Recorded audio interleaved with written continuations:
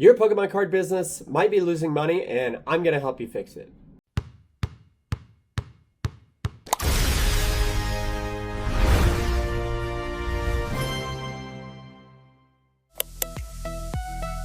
Hey guys, Timmy2s here. Welcome back. I thought I'd go a little bit more long form today. Typically I film these shorts while I'm on my way to the post office to drop off today's orders, but I had a little bit more I wanted to go over today. So here we've got about 30 orders to drop off at the post office today from yesterday's eBay orders.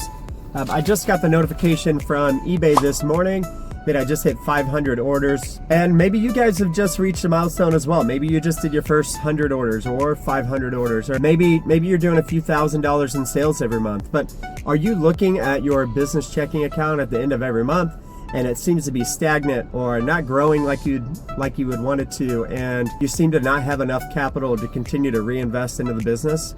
Well, I've got 3 things for you that might help you to be more profitable in your TCG business.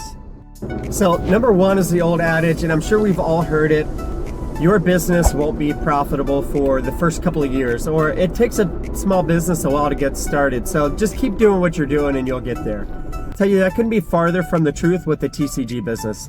This business doesn't take thousands of dollars to get started. You can start today.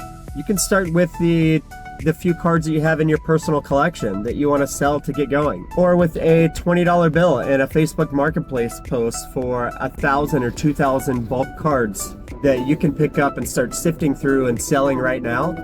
Your business can be profitable today. If you don't have good practices in place today, you won't have good practices in place 2 years from now or 3 years from now, especially with those telling you, just keep doing what you're doing and you'll get there. So if you follow your business plan, understand your margins, manage your inventory, you can be profitable on day one. So part of this understanding your business is having a business plan or a strategy and sticking to it. So that brings me to my next point, number 2, which is you make your money when you buy your inventory, not when you sell your inventory. And I know you may be thinking, Tim, that sounds a little backwards. I don't make any money when I'm buying inventory.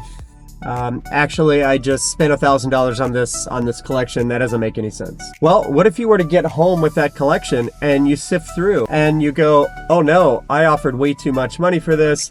I overpaid. I didn't negotiate well and I paid 85% for this collection. Now eBay's going to take 12.5% and I'm losing money on the deal, or I'm going to spend hours of work on this and I'm going to break even. Well, that takes us back to the negotiation and my exact point. If you're not negotiating the right price, if you're not sticking to your strategy, you're going to break even or you're going to lose money on the deal. So the way I approach negotiation and my strategy is offering a 70% baseline for card collections or large lots of cards. And I leave a little bit of room for negotiation, but at the end of the day, I understand that eBay is going to take 12.35%. I'm going to spend between 5 and 8 cents an order on penny sleeves and top loaders and envelopes and all of these things that it takes to ship this, and it's going to take me hours of work. So I'm considering those things as well when I negotiate, and I don't let myself get caught up in the deal and the excitement of walking home with the collection. We've all been there. We've all overpaid for a collection or misgraded a card and overpaid for a big single. I paid $250 for a $200 card, and I spent all this time thinking, oh my gosh, I need to get $250 out of this thing, and how do I list this in a way that makes it more attractive, or if I promote my listing, will I be able to sell it for a higher margin? And what I realized is that not only did I overpay and lose money on the deal, but I overpaid in my time, I overpaid in the stress that it caused me and trying to flip this card just to break even.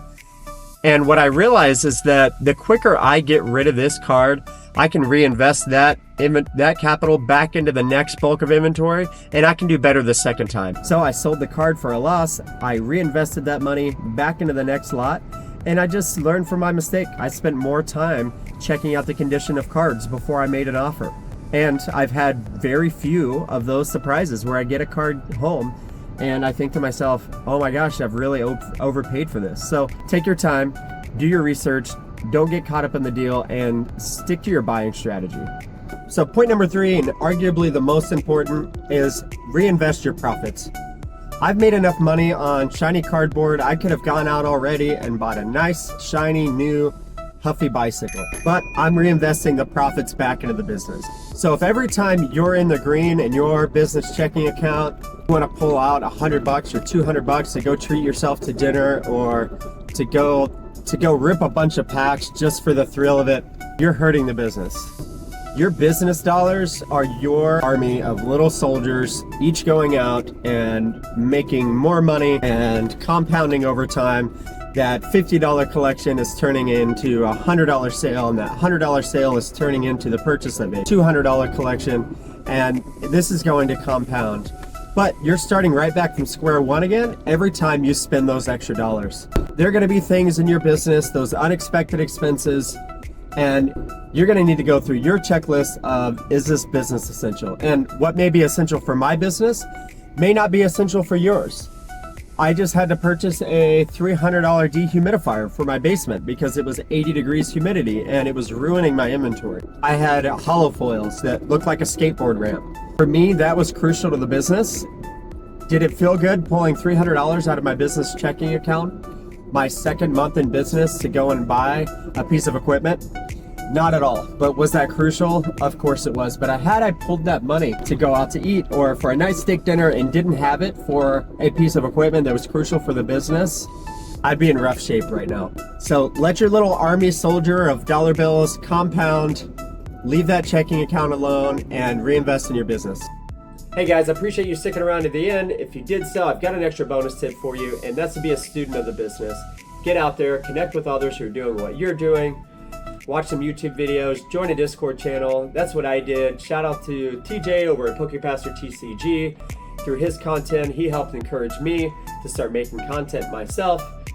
So stop on over and say what's up to TJ. And if you didn't catch my first video, we are giving away a Series 1 first partner collection as soon as we hit 100 subscribers on the channel. All you got to do to enter is, of course, be subscribed and hop over to that first video, leave a comment and a like, and we'll see you in the next one.